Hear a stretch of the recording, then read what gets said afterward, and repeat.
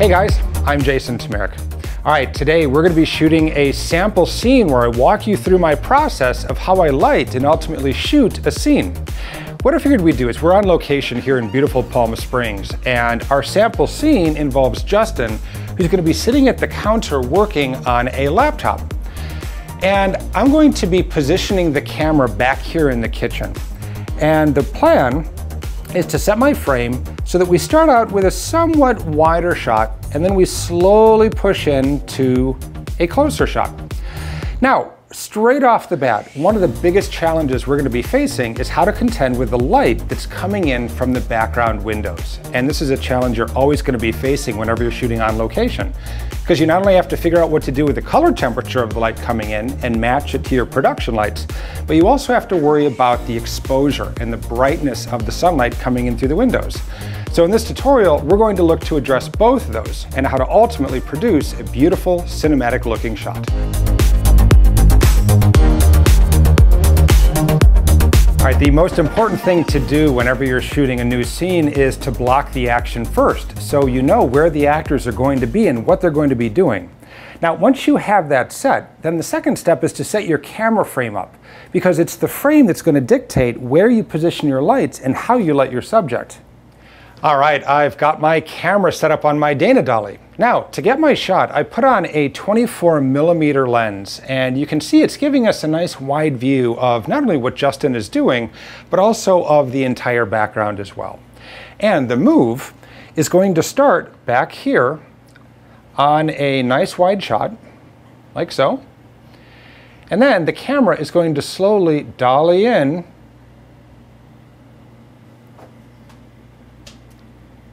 to a medium close-up. All right, now, this lighting right now is just the ambient lighting we have on location, plus this one light here that's bringing me into illumination for the tutorial camera. But if you take a look at the frame, we've got a number of different problems.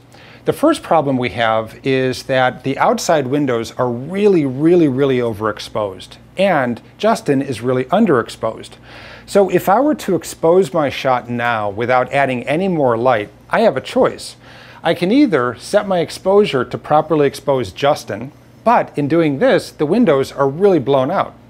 My other option is to either iris down or put a neutral density filter in front of the camera lens. Now, if I close the iris, sure, it's going to bring the outside into exposure, but it's also going to make my depth of field a whole lot deeper. And I want a somewhat shallow depth of field. I want that background to fall out of focus a little bit. So to do that, I do need to open up my aperture. So that means that the only other option I have to properly expose the windows is to activate the neutral density filter on my camera.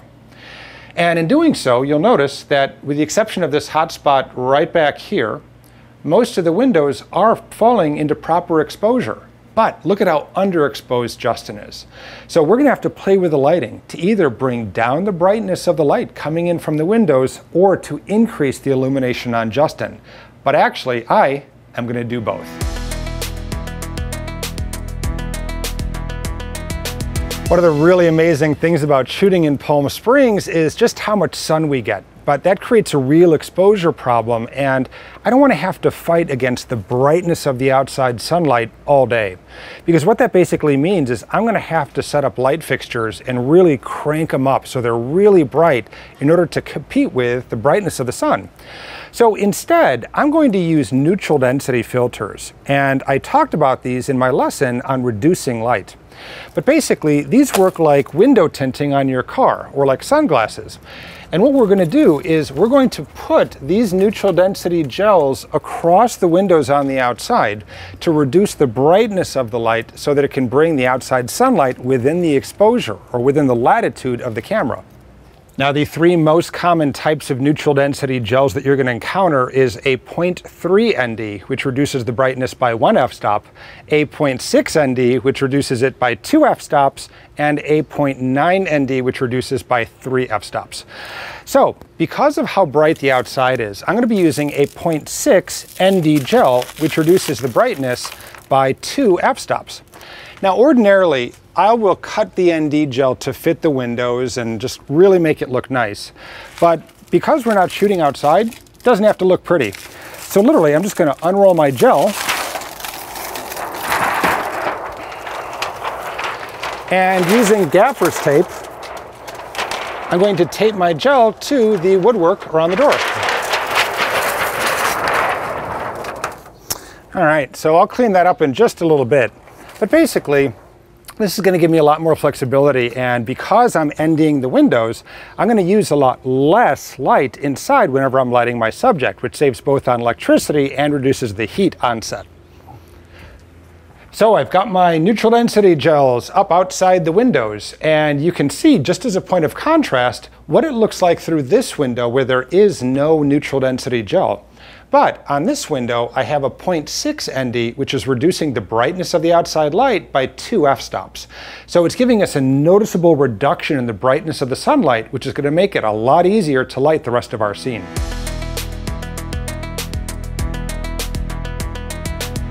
Now that we've got our windows gel, the next step is to start lighting the inside of the scene. And if you take a look at what our shot's doing, I have my exposure set so that the windows are now properly exposed. And I did this by putting neutral density filters in front of the camera lens, but I opened up the aperture all the way because I really like the shallow depth of field where Justin is in focus, but the background is just ever so slightly soft. And that's going to draw the audience's eye right to Justin. But of course, he's now underexposed. So when I approach lighting, I look at it from 2 aspects. The first is to roughen the lighting to get the proper exposure, and then we're going to start to finesse and shape the light to create the desired look. So to get exposure on my shot, I'm going to fire up my LEDGO D1200, which is automatically daytime balanced to 5600 Kelvin. So straight away, I know that the color temperatures between my key light and the outside sunlight are going to match. Now, let me go ahead and dial this guy up a little bit. And as you can see, this is certainly creating proper exposure, but it's a very harsh, very direct and specular light because of how small of a light generating area this light fixture is. So as a result, it's creating very harsh shadows. For example, notice the shadow of the laptop screen on Justin's arm, or the sharp shadow from his beard onto his neck. I don't necessarily want that for this shot. So the only way we can soften the light is to increase the light generating area. And I'm going to do that by putting a 4-foot by 4-foot piece of grid cloth in front of my light.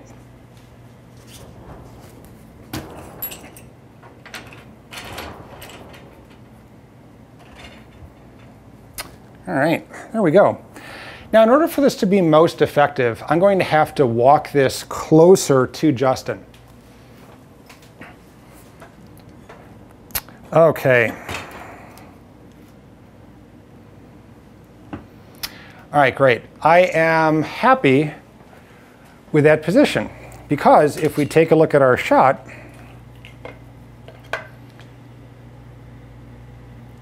yep, our 4x4 is not going to be in the frame. So I think we're going to be okay with this. But I'm not really taking full advantage of my silk, only because this light has barn doors on it. So I'm going to open up the barn doors to fill up the entire area of the silk. And then because I'm losing about 1.5 stops, I'm going to dial up the brightness of this light fixture now. And as you can see, there's a much bigger difference between what the light looks like now versus the way it looked before. So we're getting about an extra 2 stops of light, which is bringing him into proper exposure of the latitude of the camera.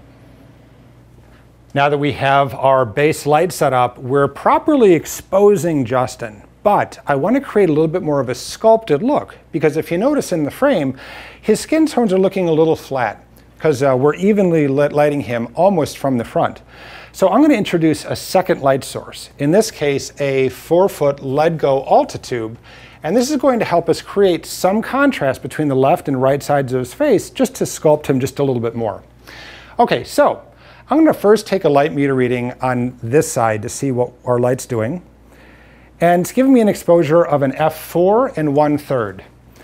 Now on this side, it's giving me an exposure of a 5/6, so we're only getting about 2/3 of a stop difference. So I'm going to increase the brightness of this light fixture so that I can get an f5.6 and 2/3. Okay, and what that's doing for us is that's giving me a contrast ratio of 1.5 stops to 1. So we're going to have a nice contrast ratio. Now, of course, using your light meter is only one way of determining the brightness of the light, but a much more effective tool to help you dial in the exposure is to use false color. And false color is going to replace the actual colors of the scene by taking the brightness values and mapping them to a specific color.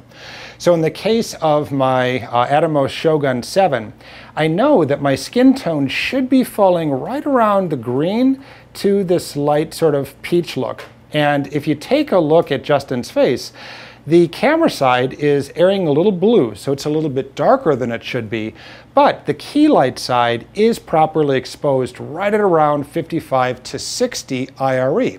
And that's how I know that the brightness of my key light is hitting the sweet spot of the imaging sensor. So now that we have our key light and our fill light in place, and I want to start sculpting the lighting a little bit more. And I'm going to start by adding a little bit of a hair light around Justin to edge him from the background. Now, when you light, oftentimes it's really good if you want to create a natural look to make sure that your lighting is motivated. And that means that there should be a reason why light is coming from a particular direction. And in this case, we've got all these great windows back here. So that's sufficient reason for why he would have a nice soft edge light. So before I set the light up, I'm going to use my light meter and see what the light is doing right now. So I'm getting an f2.8 and 2/3. And if I remeasure his key light, I'm at an f5.6 and a half. So that is, I'm going to want to bring this up by about 1 f-stop. So ideally, I'd like to expose this at an f4 and 2/3. So to do this, I have a LEDGO 6-foot Ulta tube. And this is going to give us a really nice, broad, but soft hair light. So I'm going to walk this guy in like so. And again, I'm always using my grip safety. So remember that righty-tighty, lefty-loosey. So from your perspective, since you are looking at the knuckle, we want to make sure that this weight is tightening the knuckle so this whole rig doesn't collapse on us. All right, so I'm going to stick up a bit, rotate my fixture so that it's focused right on Justin. All right, and that should be just out of frame. So now let's see how we're looking. All right, an f5.6 and a half. So let me get just a little bit more out of the slide fixture. Okay, good, perfect. All right, so we got it. All right, so our shot's looking pretty good so far, but if you take a look at the frame, I want to bring up the light a little bit on the back couches so that we bring them up in exposure. Now, if I take a light meter reading of what our ambient light is doing back here, I'm getting a 2.8, between a 2.8 and 2.8 and a third. So not a whole lot of light, especially considering how bright the light is coming from outside the windows. So in order to bring up the exposure, I have here a Nanlite Forza 500. Oh, here we go. And so let me fire this guy up here. And this is already naturally balanced to daylight. So I'm going to bring this up. Right now it is in an f8. That's a little too hot. I'm going to bring this down just a bit.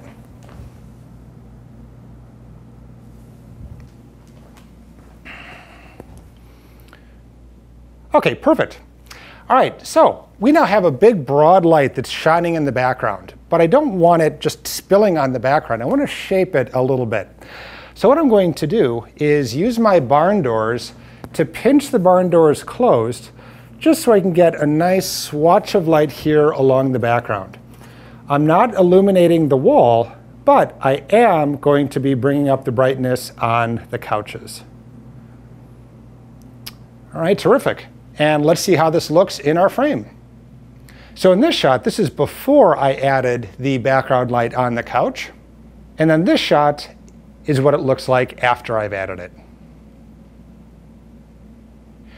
Now I want to make just one small tweak before we're ready to start shooting. And if you take a look at the frame, you'll notice that the light that's coming from our LEDGO D1200 through our 4x4 of grid cloth is illuminating pretty much all of this.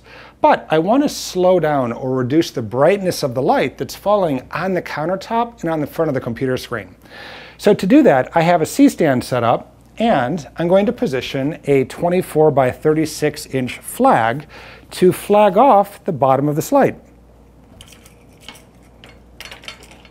And so now I can stick up on this flag to reduce the brightness of the light falling on the countertop. But I'm going to try to find a position so it's not cutting back on the light that's shining on Justin. Okay, terrific. The difference between good cinematography and great cinematography is all in the details. Case in point, when I was setting up my 24 by 36 inch flag to reduce the light on the countertop, I noticed that my LEDGO 4-foot Altatube is casting a pretty harsh shadow from the corner of the wall on the countertop. And this is in frame, and it can be a little distracting. So what I'm going to do is simply soften that line. And I'm going to do it using a head cut of diffusion. So I've got my gaffer's tape here. And all I'm going to do is take my head cut and tape it up against the wall, like so, just to soften that transition a little bit. Okay, that looks good. Okay, so I'm going to put a little piece of gaffer's tape there. And I'm just going to tape the other head cut onto the louver. Now, one of the great things about filmmaking is you just have to be creative. And it doesn't have to look pretty if it's off screen. So in this case, this is just a simple makeshift solution, but it fixed the problem relatively quickly. And now our shot looks good. The line is softer, your eye isn't drawn to it, and I think we are now ready to roll. All right, guys, so there we have it. Our scene is lit and the final shot looks absolutely fantastic. So again, these are just some helpful techniques for whenever you're shooting a subject against open windows to make sure that the exposure of both your subject and the outside light fall within the latitude of the camera. Now, just to review how we have everything lit, I've got my Sony FS5 shooting in ProRes RAW using a Rokinon DS-Cine Prime 24mm lens on a Dana dolly to give us a little bit of movement within the shot.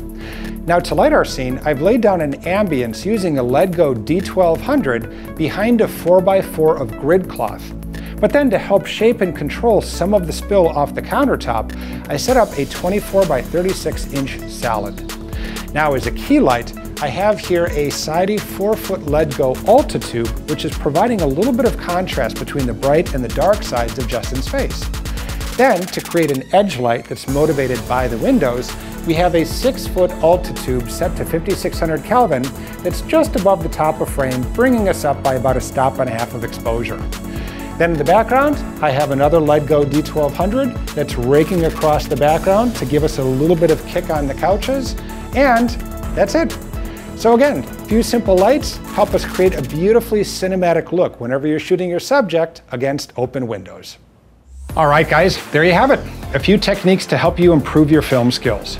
Now, if you really want to improve the quality of your productions, I'll take you much deeper into the entire filmmaking process in the paid course at FilmSkills Unlimited, where I partnered with Arri, Audio-Technica, Panavision, Matthew Studio Equipment, LEDGO, and KinoFlow to produce an online training curriculum so complete that over 115 film schools, universities, and film commissions use my program. Plus, I sat down with over 70 Academy Award and Emmy-winning filmmakers who reveal the techniques they use to produce the biggest TV shows and movies ever made. So join over 20,000 filmmakers and learn how to write better screenplays, become a more effective director on set, master advanced cinematography techniques, unlock the full capabilities of your camera and lens, improve your shots with Hollywood lighting techniques, learn how to record audio, design sets, edit, and much more. And as a special bonus, I've also negotiated special discounts on software and gear just for FilmSkills members. And as a member, You also have exclusive access to hundreds of projects and exercises to practice and hone your skills. Plus, nearly 2,000 pages of my illustrated companion guides, personal mentoring, job shadows, and much more. So check out filmskills.com for more information. And by the way, you're also invited to join my free 1-hour filmmaking course, where I share my top 10 secrets to achieving a professional look that helped me grow a career shooting in over 35 countries for top studios and brands. So check out the link below to register for my free 1-hour filmmaking course and learn how to become a better filmmaker at FilmSkills, the online film school built by filmmakers for filmmakers.